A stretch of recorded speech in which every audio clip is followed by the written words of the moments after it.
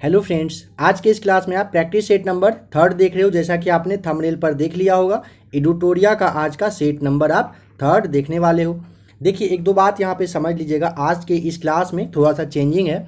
जैसे कि आपने लास्ट प्रैक्टिस सेट नंबर जो पहला देखा और जो दूसरा देखा, उसमें आपको मैथ्स रीडिंग वगैरह का जो क्लास था सारा कुछ बताया गया था। प्रैक्टिस सेट नंबर 2 पूरा कंप्लीट नहीं हुआ था।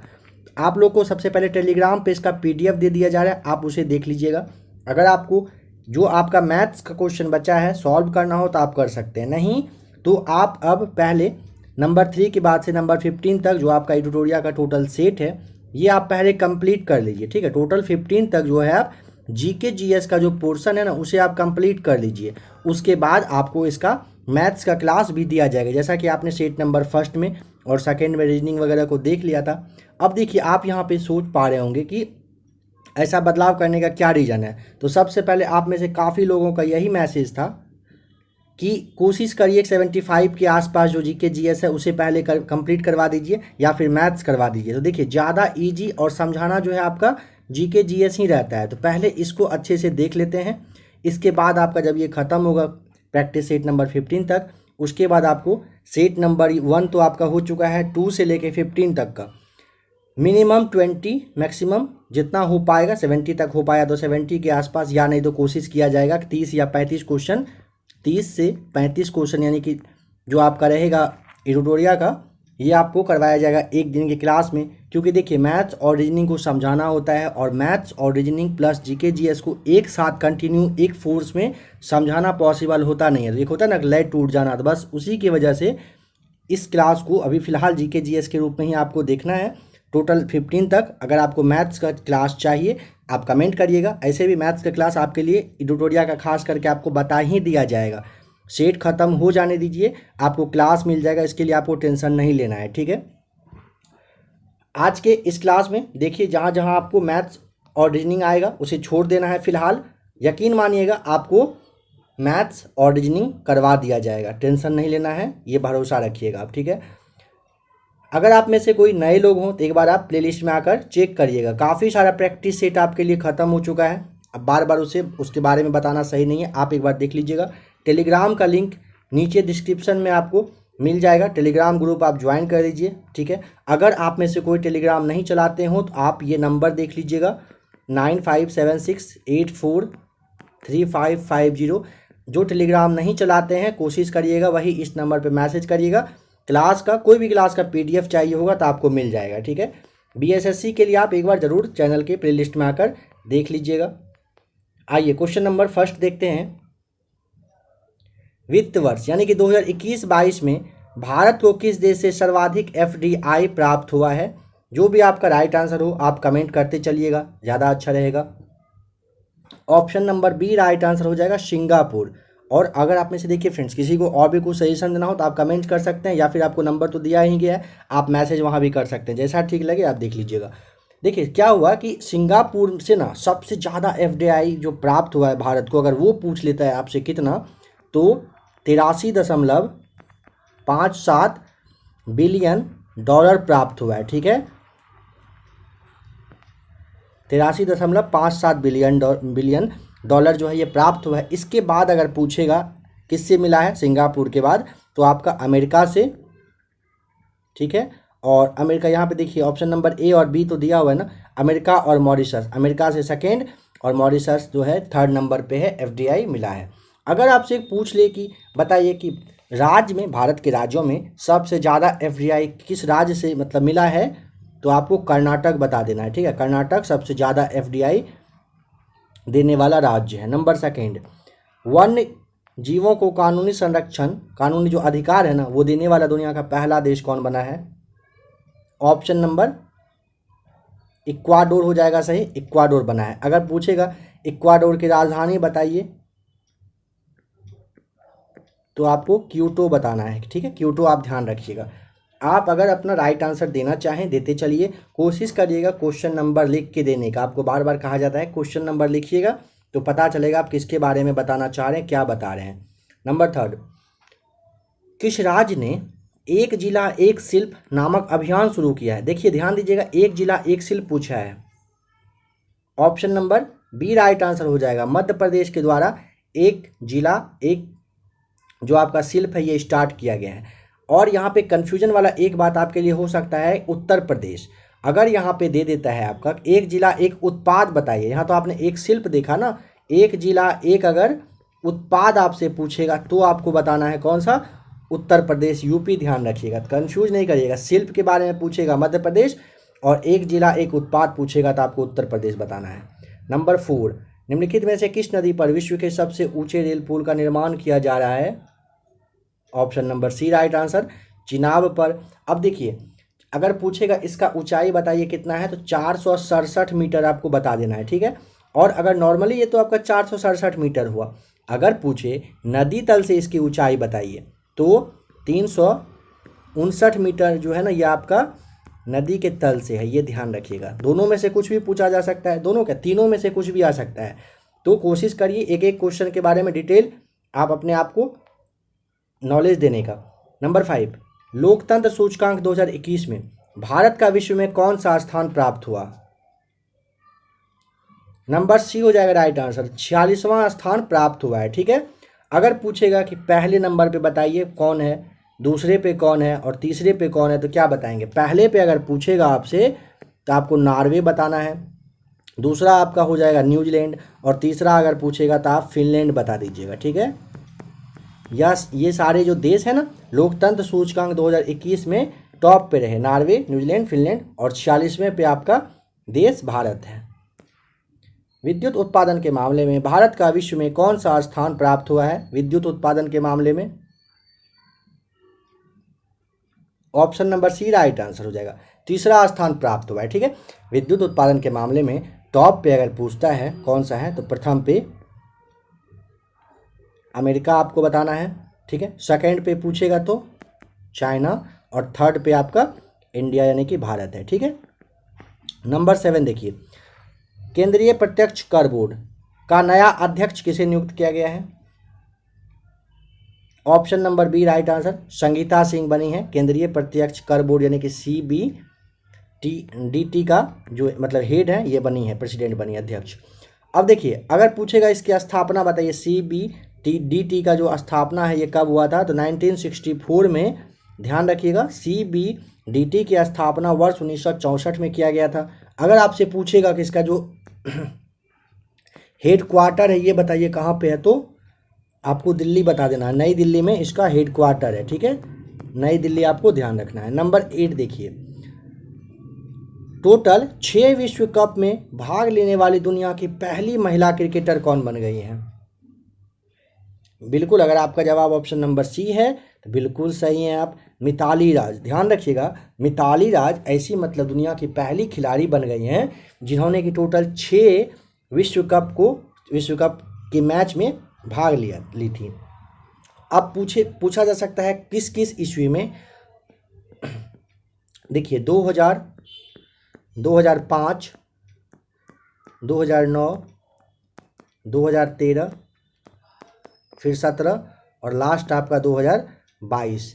टोटल 6 विश्व कप में इन्होंने भाग लेकर एक वर्ल्ड रिकॉर्ड का ही अपने नाम कर लिया है, ठीक है। इसके बाद आप एक बात और समझिए, अगर आपसे पूछे कि जो मेंस क्रिकेट होता है, पुरुष क्रिकेट, इसमें कौन खिलाड़ी है भारत का, ठीक है, तो आपको सचिन तेंदुलकर, मास्टर ब्लास्टर जो आपके हैं Sachin Tendulkar, total 6 world cup खेलने का रिकॉर्ड इनके नाम है। अगर पाकिस्तान का पूछ लेता है, ठीक है, अगर पूछेगा पाकिस्तान का बताइए कि कौन ऐसे क्रिकेटर हैं तो जावेद मियांदाद नाम है उनका, ठीक है, जावेद मियांदाद उनका नाम, आप ध्यान रखिएगा। इन्होंने भी टोटल 6 वर्ल्ड कप मैच खेलने का रिकॉर्ड अपने नाम कर लिया है। नंबर 9, बिहार आर्थिक सर्वेक्षण 2021-22 के अनुसार मक्का के उत्पादन में बिहार का स्थान क्या है बताइए? देखिए फ्रेंड्स, कुछ लोगों का कहना रहता है, पहले काफ़ी लोग कमेंट कर चुके हैं कि सर जो एकदम एग्जैक्ट राइट आंसर है ना, जैसे यहाँ पे पहला, दूसरा, तीसरा, चौथा जो होना चाहिए बस वही बताइए। तो आप समझिए, अगर आप BSSC निकालना चाहते हैं तो आपको अपने साथ मजाक करने की ज़रूरत नहीं है, ये अपने खुद के साथ मजाक करना ही हुआ। अगर आपका तैयारी पहले से बहुत अच्छा है, आप पहले किसी और चीज़ का तैयारी कर चुके हो, तब तो आपके लिए ये सही है, आपके लिए तब नहीं है। बट जो लोग टाइम पास करना चाहते हैं, बहुत लोगों का कहना होता है कि सर 15 मिनट में टोटल 75 क्वेश्चन जीके जीएस का करवा दीजिए। तो आप इस बात को समझिए, पहला दूसरा तीसरा चौथा ऑप्शन टिक करते जाने में कोई बुराई थोड़ी ना है, मेरे लिए ज़्यादा ईजी रहेगा। पहला दूसरा तीसरा चौथा फॉर्मेलिटी निभाना उसे कहता है, मेरी तरफ से भी और आप खुद के लिए भी ना फॉर्मेलिटी निभाएंगे। बट आपको अगर बीएसएससी निकालना है, सबसे पहले आप इस बात को अपने माइंड में रख लीजिए, बीएसएससी आपका काफ़ी बेस्ट जॉब है। अगर आपको शायद नहीं पता हो तो कोई बात नहीं तो आप पता कर लीजिए किसी से बीएसएससी के बारे में। इतना रॉयल जॉब है, अगर आपका ये हो जाता है ना, यकीन मानिए आपका आने वाला जो 1-2 पीढ़ी होगा वहाँ तक सेटल हो जाएगा एकदम सही तरीके से। इतना अच्छा वाला ये जॉब है आपका। अगर आप 0 लेवल पे है ना, तो आप हाई से भी ज़्यादा लेवल पे आप जा सकते हैं अगर आपका ये बीएसएससी क्लियर हो जाता है। तो क्लियर करने के लिए इस बात को समझिए, जैसे ऑप्शन क्वेश्चन नंबर जो यहाँ पे है, बिहार आर्थिक सर्वेक्षण 2021-22 के अनुसार मक्का उत्पादन में, ठीक है, इसका देखिए right answer option number C हो जाएगा तीसरा। बस यहाँ तक ये आपको नहीं जानना है, इसके आगे भी आपको जानना है। हो सकता है इससे रिलेटेड कुछ और क्वेश्चन आ जाए, जैसे में पूछेगा कि बिहार आर्थिक सर्वेक्षण 2021-22 के अनुसार मक्का और सब्जी में बता दीजिए कौन सा है। मक्का में मान लीजिए आप तीसरा बता रहे हैं, तो राइट आंसर क्या होगा आप कमेंट करके बताइए अगर आपको पता हो। सब्जी के स्थान में बिहार किस नंबर पे है, ये भी तो पूछा जा सकता है। ज़रूरी है कि मक्का ही पूछा जाएगा? जो अभी जो आप क्लास देख रहे हैं ट्यूटोरिया का, ये मक्का यहाँ पे लिखा गया है, सेट किया गया है। अगर नेक्स्ट पार्ट में या फिर मक्का के बदले यहाँ पे अगर जैसे आपको बताया गया सब्जी दिया जाएगा, तो क्या सब्जी नहीं आ सकता है एग्जाम में? तो ये भी ध्यान रखिएगा। रिलेटेड एक क्वेश्चन से रिलेटेड 4 से 5 पॉइंट मिनिमम जानने का कोशिश करिए, रिवीजन भी होते जाएगा, आगे बहुत काम आएगा आपके लिए। और कुछ दिन के बाद जब आपका एग्ज़ाम है ना बहुत पास में आ जाएगा ना, डेट वगैरह एग्ज़ाम का आपका दे दिया जाएगा, पास आ जाएगा, तो क्विक रिवीजन के रूप में काफ़ी सारा सेट करवा दिया जाएगा। टेलीग्राम ग्रुप में भी आपके लिए क्वेश्चन आंसर का जो है सीरीज वगैरह मतलब चलेगा, वहाँ पे क्यूज वगैरह चलेगा। तो अभी फ़िलहाल थोड़ा डीप डिस्कशन के साथ देखिए, इस बात को समझिए। तो अब बताइए, अगर आपसे पूछता है सब्जी के नंबर में कितना है, तो सब्जी में भी आप ध्यान रखिएगा तीसरे स्थान पर आपका बिहार है, ठीक है। अगर आपसे पूछ लेता है, अब आइए जानिए कि लीची के उत्पादन में किस स्थान पे है बिहार, तो लीची के उत्पादन में फर्स्ट पे है, ठीक है। लीची उत्पादन में बिहार टॉप पे है। लीची के साथ साथ मखाना भी आपसे पूछा जा सकता है, तो मखाना के उत्पादन में भी जो बिहार है वो नंबर फर्स्ट पे ही बना हुआ है, ठीक है। ऐसे समझिए, बिहार आर्थिक सर्वेक्षण 2021-22 के अनुसार मक्का और सब्जी में आपका हो जाएगा तीसरा, और लीची और मखाना में हो जाएगा, लीची और मखाना में पहला ही है, ठीक है। हाल ही में किस संगठन के द्वारा state of world population report जारी किया गया है? State of world population report के बारे में पूछा है, तो ऑप्शन नंबर आपका हो जाएगा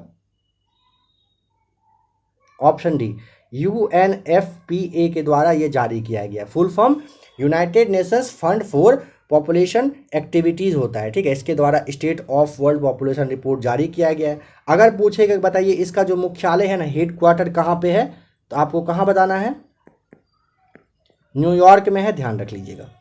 नंबर 11 देखिए, वायु में वायुयान एवं पक्षी के मध्य अगर टक्कर से वायुयान की तुलना में पक्षी द्वारा अनुभव होने वाला बल जो है वो कौन सा बल होता है, आपको ये बताना है। तो ऑप्शन नंबर बी हो जाएगा, ये बराबर यहाँ पे राइट आंसर होगा। देखिए न्यूटन का जो तृतीय गति नियम है ना, क्रिया एवं प्रतिक्रिया का नियम जो है, इसी के अकॉर्डिंग समझिएगा। इस नियम के अनुसार क्या होता है, क्रिया प्रतिक्रिया के बराबर होता है, बट यहाँ पे ना विपरीत दिशा में दो वस्तु पर यह आरोपित होता है, ये ध्यान रखिएगा। यहाँ पे पूछेगा तो ऑप्शन नंबर बी आपको बराबर बता देना है। नंबर 12 है, देखिए यहाँ पे बताना है कि द्रव्यमान दिया हुआ है, बंदूक के संवेग की गणना करें जब इसके प्रतिघात का जो वेग है 0.25 मीटर पर सेकेंड होता है। तो इसको आपको सॉल्व करना है। संवेग यानी कि P इक्वल टू क्या होता है, द्रव्यमान यानी मास इंटू वेग होता है, ठीक है। आपको बस क्या करना है, P इक्वल टू निकालना है, कितना दिया हुआ है 400 मल्टीप्लाई कितना है 0.25, इसे आपको सॉल्व करना है। ये जीरो हटेगा नीचे, यहाँ पे ऐसे आएगा, 2 जीरो से 2 जीरो कटा, 25 गुने 4 बराबर आपका 100 आ जाएगा। तो ऑप्शन नंबर देखिए 100, यहाँ पे ऑप्शन नंबर आपका हो जाएगा C right answer, 100 kg metre second, ये आपका -1 में, इस तरह से ऑप्शन नंबर सी आपका यहाँ पे राइट आंसर होगा। नंबर 13, एक वस्तु के जड़त्व की प्रत्यक्ष निर्भरता है, ऑप्शन नंबर ए हो जाएगा राइट आंसर, द्रव्यमान पर होगा। नंबर 14, बताइए किस उत्तोलक के लिए यांत्रिक लाभ 1 से हमेशा कम होगा। नंबर 14 का ऑप्शन नंबर आपका देखिए सी हो जाएगा, जिसमें आयास, आलम्ब एवं भार के बीच हो। ठीक है, और एक बात समझिए, अगर आपसे पूछेगा जैसे कि तृतीय श्रेणी के बारे में, दूसरा और पहला श्रेणी के बारे में आपको पहले वाले क्लास में बताया, जैसे मनुष्य का हाथ, चाकू, झाड़ू वगैरह होता है, ये सारे तृतीय श्रेणी में ही आते हैं। क्वेश्चन पूछा जा सकता है आपसे ऑप्शन दे के इस तरह से। नंबर 15, क्वांटम सिद्धांत का प्रतिपादन किस वैज्ञानिक ने किया था?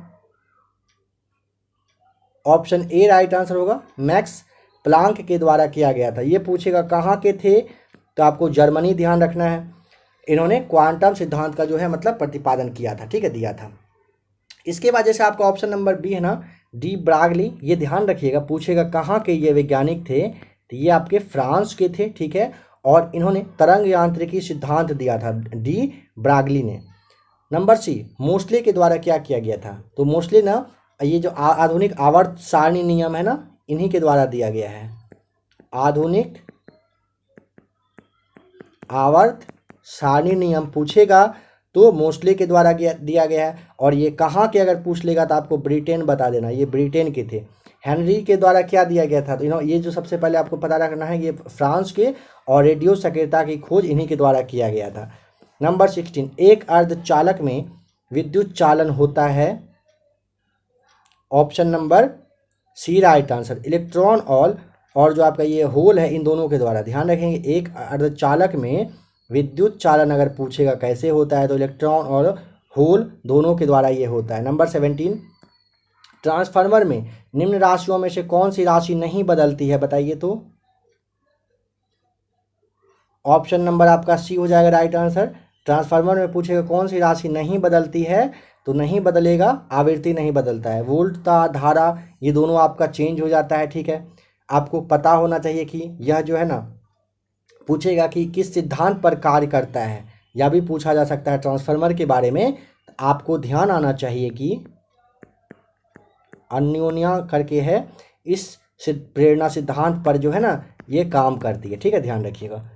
नंबर 18, जब नहीं, जल सतह पर तेल की पतली परत रंगीन क्यों दिखाई देती है? कह रहा है कि जल सतह पर तेल की जो पतली परत है वो रंगीन यानी कि कलरफुल जो आपको दिखता है, वो क्यों दिखता है, किस चीज के कारण? Option number B right answer हो जाएगा, व्यतिकरण के कारण दिखाई देता है। नंबर 19, निम्नलिखित ग्रंथियों में से टाइलिन एंजाइम का स्रोत क्या है? Option number D right answer हो जाएगा, टाइलिन एंजाइम का पूछेगा। लार जो ग्रंथि होता है यही होता है। देखिए, मनुष्य के लार में ना लगभग 99% जो है ना ये जल रहता है। ठीक है, और 1% जो आपका बच रहा है ना, वो आपका एंजाइम होता है। ठीक है, 1% क्या होता है? एंजाइम होता है, ध्यान रख लीजिएगा। और अगर पूछेगा कि लार में कितने तरह का एंजाइम होता है, तो नॉर्मली लार में ना 2 तरह का एंजाइम पाया जाता है। कौन कौन सा? तो आपको टाइलिन, पहला हो जाएगा टाइलिन, और दूसरा आपका कौन सा हो जाएगा? लाइसोजाइम, यहाँ पे राइट आंसर हो जाएगा। बताइए कि लाइकेन में कवक और शैवाल के मध्य सहजीवी संबंध क्या कहलाता है? ऑप्शन नंबर डी हो जाएगा, हेलोटिज्म के नाम से आप जानते हैं। नंबर 21, कोशिका के बारे में निम्न में से कौन सा कथन है जो आपका सही नहीं है, बताना है। देखिए, ऑप्शन नंबर आप यहाँ पे ए देखिए, कोशिका का आकार और आमाप विशिष्ट कार्य से संबंधित होते हैं, सही है। कुछ कोशिकाओं के बदलते आकार होते हैं, यह भी आपका सही बात है। प्रत्येक कोशिका में निष्पादन की जो अपनी क्षमता है ये होती है, यह भी सही है। सभी शरीर ऊतकों में एक ही प्रकार की कोशिका विद्यमान, ये आपका गलत हो जाएगा। ठीक है, ये नहीं होगा। सभी शरीर ऊतकों में एक ही प्रकार की कोशिकाएं विद्यमान नहीं होता है। ठीक, अलग अलग रहता है। तो ऑप्शन नंबर ए, बी, सी आपका सही है, डी नंबर गलत है। नंबर 22, विषाणु में निम्नलिखित में से कौन सी एक विशेषता नहीं होती है? ऑप्शन नंबर आपका यहाँ पे ना देखिए, जो डी दिया हुआ है ना, कोशिका भित्ति की मौजूदगी, ये आपका नहीं होता है, ध्यान रखिएगा। बाद बाकी नहीं होता है, नहीं पे आपको फोकस करना है हर एक क्वेश्चन में। बाद बाकी डीएनए और आरएनए की मौजूदगी होती है, परपोषी कोशिका के भीतर प्रजनन भी होता है, स्वभाव से यह पूरी तरह परजीवी के ही जैसा होता है, बिल्कुल यह सही है। बट कोशिका भित्ति की मौजूदगी इसमें नहीं होती है, मतलब इसमें दिया हुआ है कि हाँ मौजूदगी होती है लेकिन होना क्या है कि नहीं होता है, राइट आंसर होगा। ट्रेकोमा एक प्रकार का नेत्र रोग है जो किसके द्वारा होता है, काफ़ी बार ये सब बताया जा चुका है, तो ऑप्शन नंबर बी हो जाएगा। ट्रेकोमा जो है ये जीवाणु के द्वारा होता है। कौन सा कथन यहाँ पे सही नहीं है बताइए। टमाटर में लाल रंग का कारण लाइकोपीन होता है, सेब का लाल रंग का कारण एंथोसाइनिन होता है, सही है। लाल मिर्च के लाल रंग का कारण कैप्सेसिन होता है, यह भी सही है। पपीते के पीले रंग का कारण सोलेनिन नहीं होता है, ये गलत है। क्या होता है फिर, तो आपको ये पता रखना है कि पपीते में ना उपस्थित जो होता है कैरिका होता है, कैरिका जैंथिन नाम आप ध्यान रख लीजिएगा, इसी की वजह से इसका रंग पीला होता है, ठीक है। यहाँ पे देख लीजिए आप, कैरिका जैंथिन आपको ध्यान रखना है, इसकी वजह से इसका रंग क्या होता है, पीला होता है, ठीक है, ध्यान रखिएगा। और अगर आपसे पूछेगा पपीता का बताइए कि मतलब जो वानस्पतिक नाम है क्या है, तो कैरिका पपाया नाम ध्यान रखिएगा, ठीक है। नंबर 25, यहाँ पे कौन है जो सुमेलित नहीं है, देखिए सुमेलित है यहाँ पे, एपीकल्चर से मधुमक्खी पालन, पोमोलॉजी में फलों की खेती, जेरोटोलॉजी में वृद्ध व्यक्तियों का अध्ययन होता है, तो ऑप्शन नंबर डी हो जाएगा सही जवाब। देखिए आपके लिए ना स्पीडी का, जो लोग नए हो, स्पीडी साइंस का क्लास आपके लिए अवेलेबल है, उसे आप देखिएगा। ये सारे क्वेश्चन जो आप देख रहे हो सारा का सारा कुछ स्पीडी से ही आपका मानिए कि लिया गया है। स्पीडी साइंस पे कंट्रोल करिए, लगभग 20 के आसपास 20+ ही सेट आपके लिए अवेलेबल है स्पीडी का, उसे देखिए। और वो भी अभी फिर कंटिन्यू होने वाला है, उसे भी देख लीजिएगा। साइंस इस बार चांस है 20 to 25 आपका जरूर पूछा जाएगा। बताइए कि पोसवा, जिसे आप फ्लोएम नाम से जानते हैं, किस संदर्भ में निम्नलिखित में से कौन सा कथन सही है। ऑप्शन नंबर बी, फ्लोएम प्रकाश संश्लेषी उत्पादों का जो वहन करता है, यह आपका सही हो जाएगा, ठीक है। नंबर 27, गुणसूत्र में क्रोमेटिड्स जिस बिंदु पर संलग्न होते हैं उस बिंदु का नाम क्या होता है। ऑप्शन नंबर डी, सेंट्रोमियर के नाम से आप उसे जानते हैं, ठीक है। ये देखिए सेंट्रोमियर जो है ना, ऐसे सिंपल समझिए कि ये गुणसूत्र का जो आकार है ना, ये निश्चित करता है कौन, सेंट्रोमियर।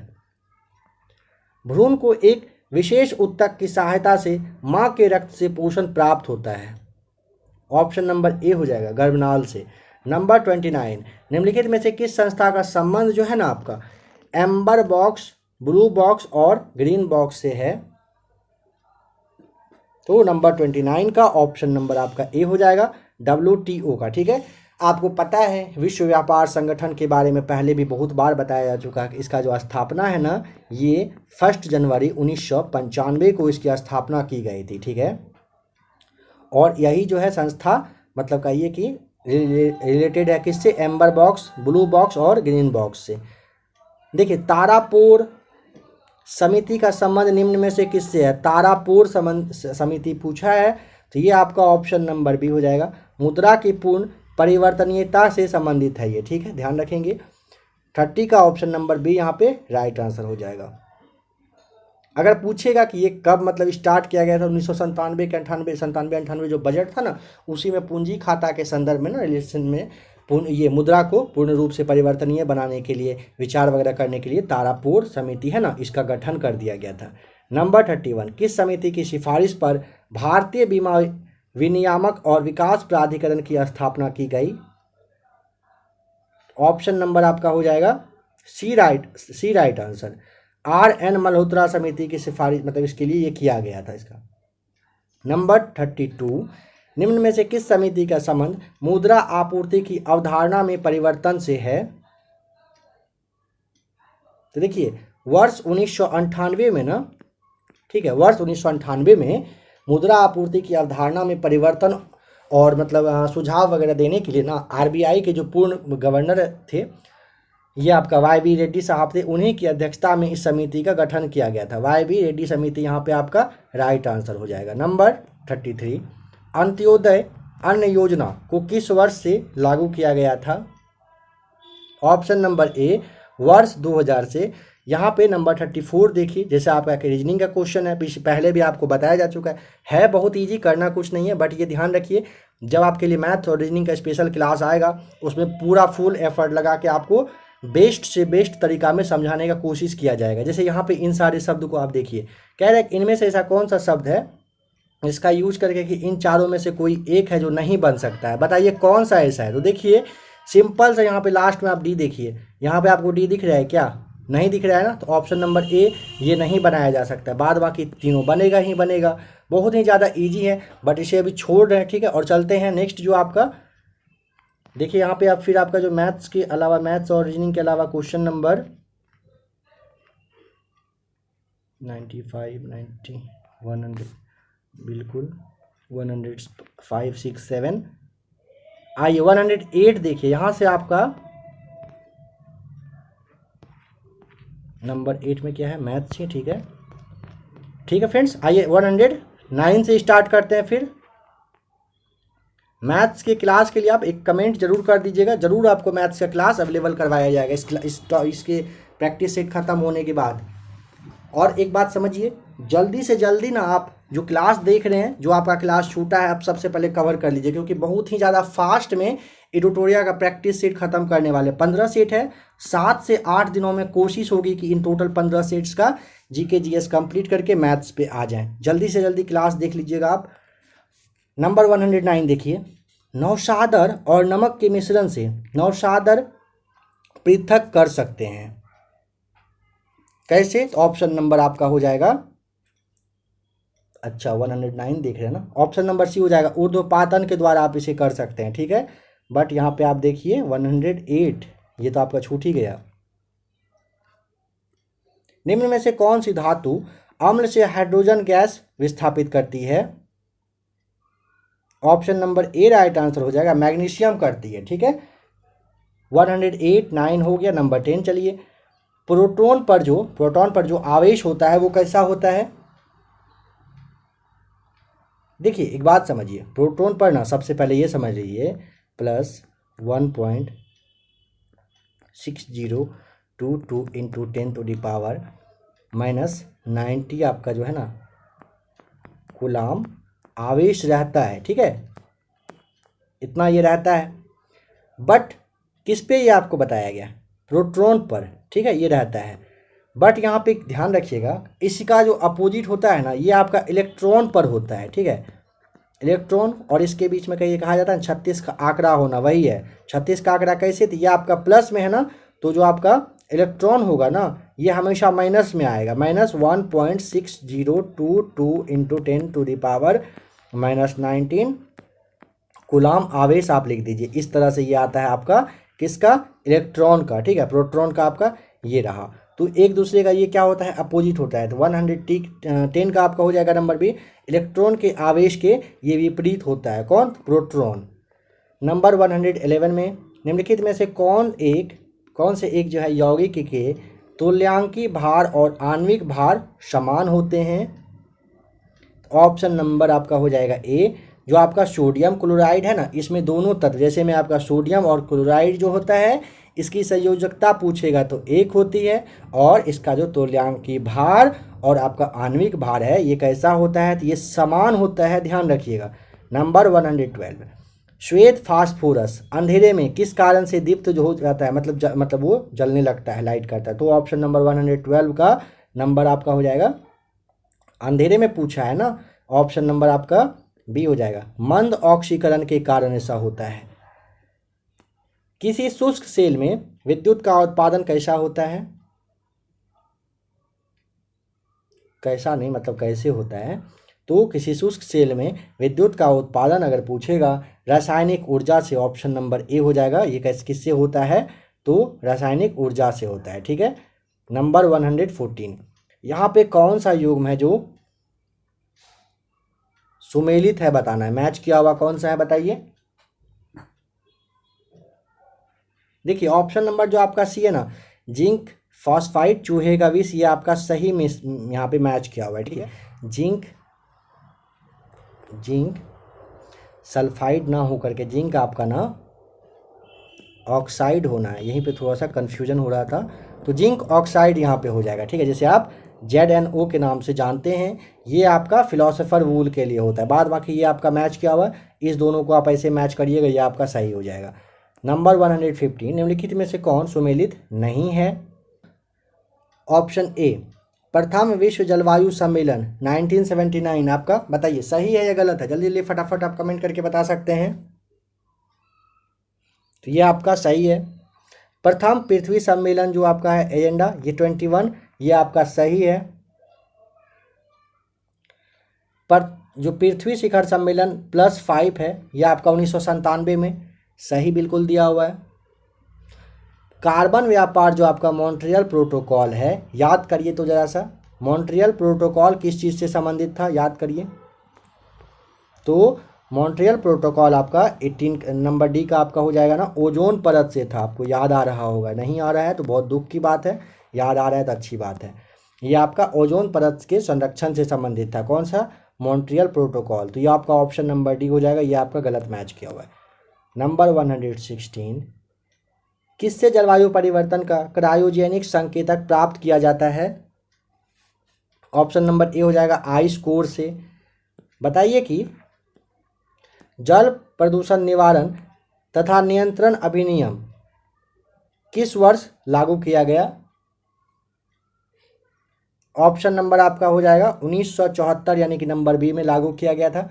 जल प्रदूषण निवारण तथा नियंत्रण अधिनियम 1974 में लागू हुआ था। अगर पूछेगा संशोधन इसमें कब हुआ था, तो 1988 में संशोधन किया गया था। एक दो क्वेश्चन अभी आने वाला है जो आपसे भी पूछा जाएगा, ठीक है, आपको उसका जवाब भी बताना है। पॉलीथीन की थैलियों को नष्ट नहीं किया जा सकता है क्योंकि वे बनी होती है किस चीज़ की? यहाँ पे नहीं, देखते हैं आगे जो क्वेश्चन लगेगा आपके लिए, एकदम बहुत ज़्यादा इजी है, वही छोड़ा जाएगा, बताइएगा। ऑप्शन नंबर सी हो जाएगा राइट आंसर, पॉलीमर से ये बना होता है इसलिए ये नष्ट नहीं किया जाता है। 119 बताना है कि अंतर्राष्ट्रीय अम्ल वर्षा सूचना केंद्र कहाँ पर स्थापित है? अंतर्राष्ट्रीय अम्ल वर्षा सूचना केंद्र पूछा है। ऑप्शन नंबर डी हो जाएगा राइट आंसर, मैनचेस्टर में ये है, ठीक है। मैनचेस्टर कहाँ पे है, याद करिए, इंग्लैंड में है, ठीक है। नेक्स्ट क्वेश्चन 120, कंप्यूटर साक्षरता दिवस मनाया जाता है कब? तो ये क्वेश्चन रहा आपके लिए। फिलहाल तो आप अभी कमेंट करिए ही, और क्लास, अगर जो लोग क्लास ख़त्म होने के बाद क्लास को देख रहे हैं तो आप भी कमेंट करके बताइएगा कंप्यूटर साक्षरता दिवस 1, 2, 3, 4 दिसंबर में किस डेट को मनाया जाता है? फेडरेशन कप किस खेल से संबंधित है? ऑप्शन नंबर सी हो जाएगा, कितना, एक मिनट, फेडरेशन कप पूछा है ना, फुटबॉल से होगा ना आपका, ऑप्शन नंबर 121 का। फेडरेशन कप पूछेगा किससे संबंधित है, फुटबॉल से है। कमेंट करके बताइए राइट आंसर है नहीं है। प्रिंसिपिया पुस्तक के लेखक कौन है? Option number A right answer हो जाएगा, न्यूटन के द्वारा प्रिंसिपिया पुस्तक लिखा गया था। बताइए कि खेल प्रशिक्षण के क्षेत्र में दिया जाने वाला पुरस्कार कौन सा है? खेल प्रशिक्षण पूछा है, प्रशिक्षण का मतलब समझ पाए? ऑप्शन नंबर सी हो जाएगा द्रोणाचार्य पुरस्कार, जो आप जिसे कोच कहते हैं।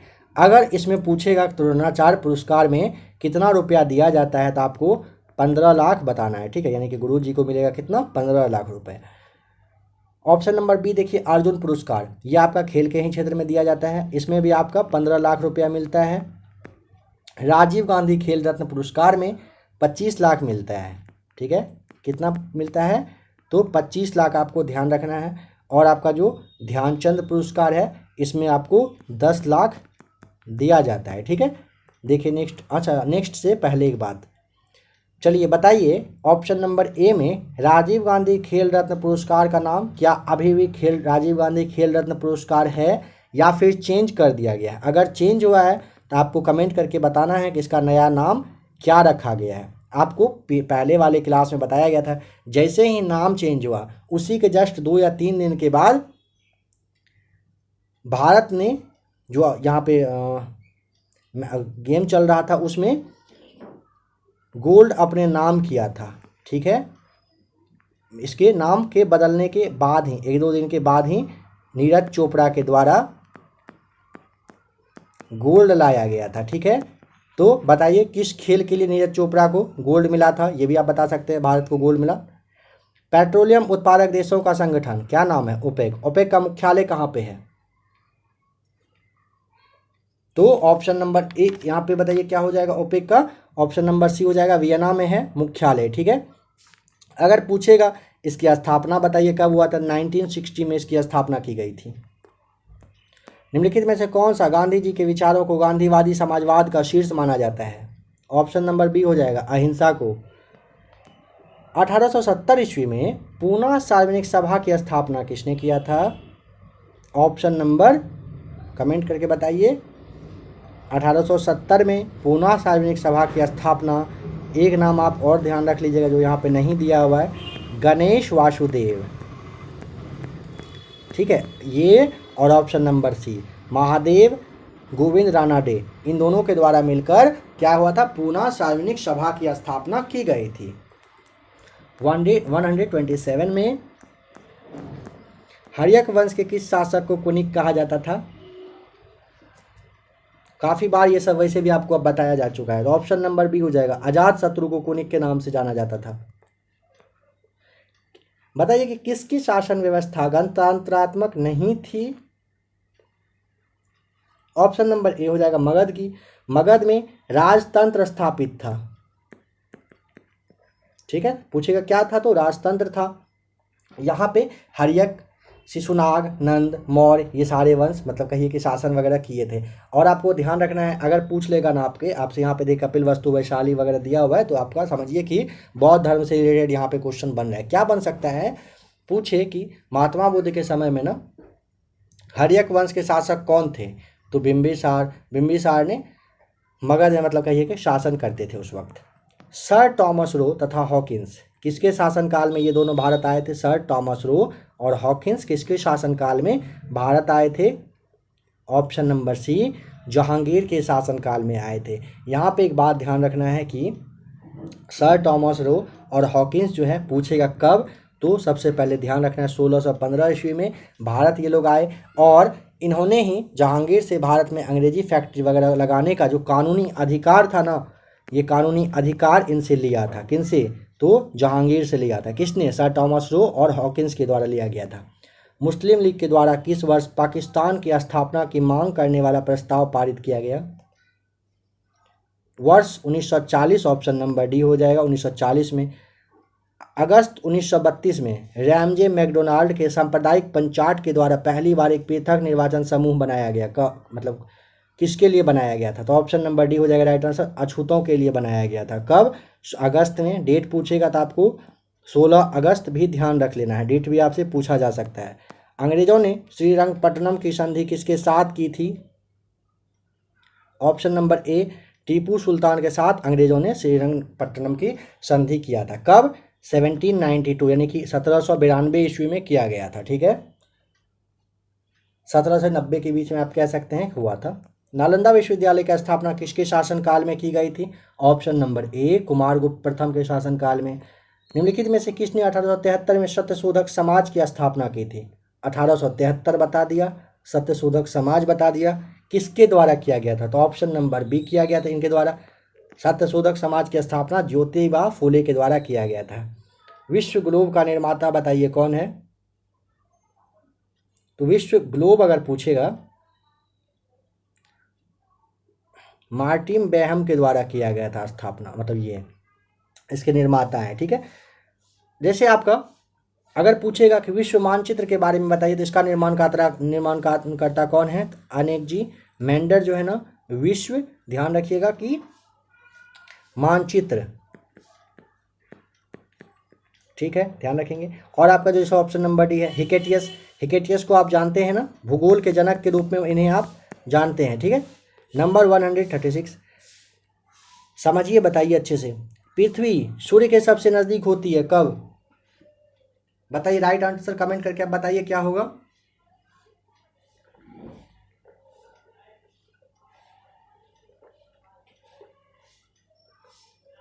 तो 136 का हो जाएगा ऑप्शन नंबर ए सही जवाब। ठीक है, 3 जनवरी को पृथ्वी सूर्य के सबसे नज़दीक होता है।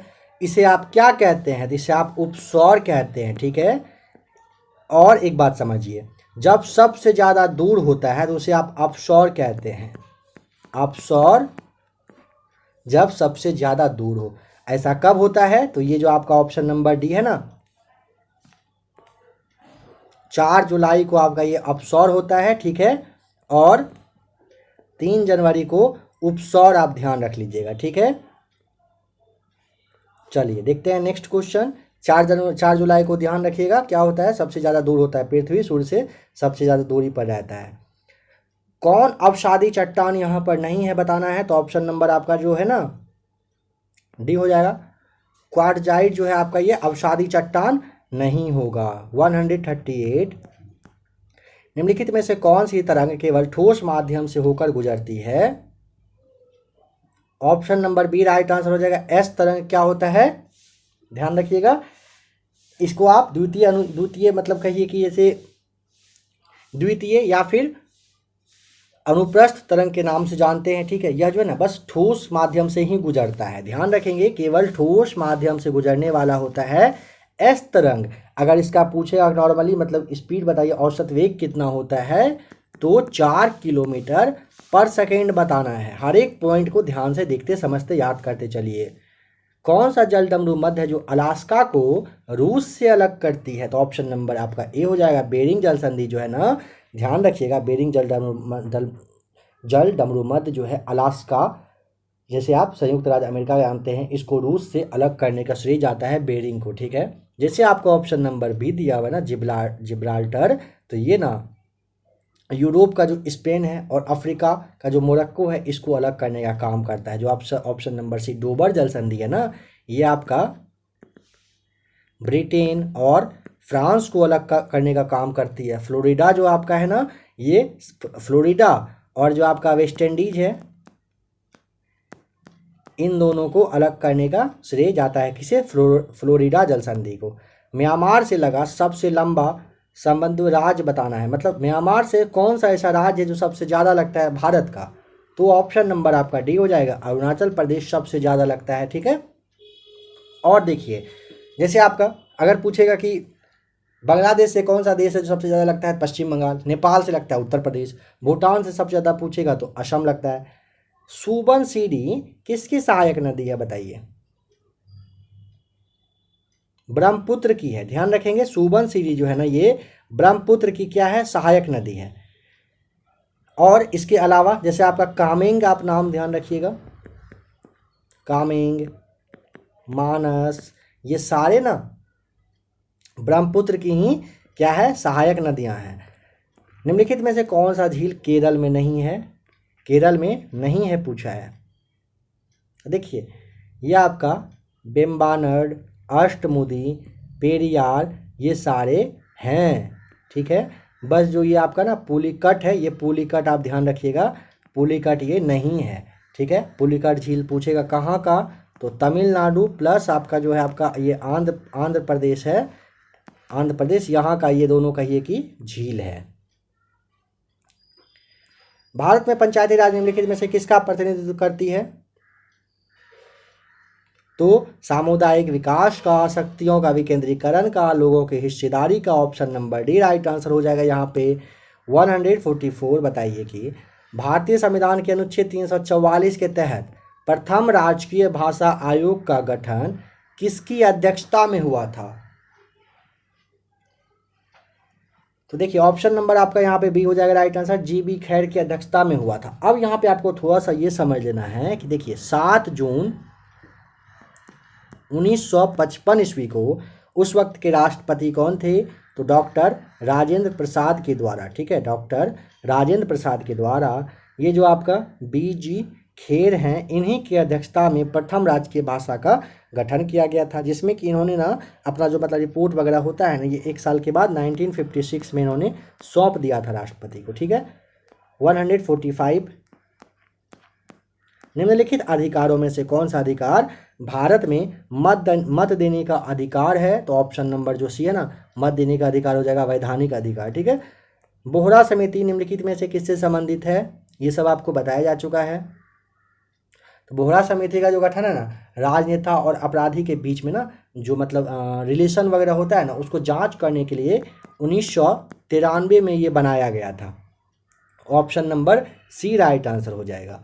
निम्नलिखित में से किसमें उच्चतम न्यायालय के न्यायाधीशों को नियुक्ति में कार्यपालिका, विधायिका एवं मुख्य न्यायाधीश की भागीदारी की अनुशंसा की गई है? ऑप्शन नंबर बी द्वितीय प्रशासनिक सुधार आयोग में किया गया है। 148 राज्य सरकार के मंत्रियों के वेतन एवं भत्तों का जो निर्धारण है वो किसके द्वारा किया जाता है? ऑप्शन नंबर सी राज्य विधानसभा के द्वारा किया जाता है। ठीक है। किस अनुच्छेद के तहत किसी राज्य की विधानसभा में 500 से अधिक तथा 60 से कम सदस्य नहीं हो सकता है? Option number A right answer है आपका। अनुच्छेद 170 के अनुसार क्या है? भारतीय संविधान का जो अनुच्छेद 170 है ना, इसके अकॉर्डिंग किसी राज्य की विधानसभा में 500 से ज़्यादा और 60 से कम सदस्य नहीं होना चाहिए। ठीक है, ध्यान रखेंगे। किस संविधान, उसमें मगर एक दो अपवाद भी है, एक दो राज्य ऐसे हैं जहाँ पे ध्यान रखिएगा 60 से कम सदस्य भी हैं।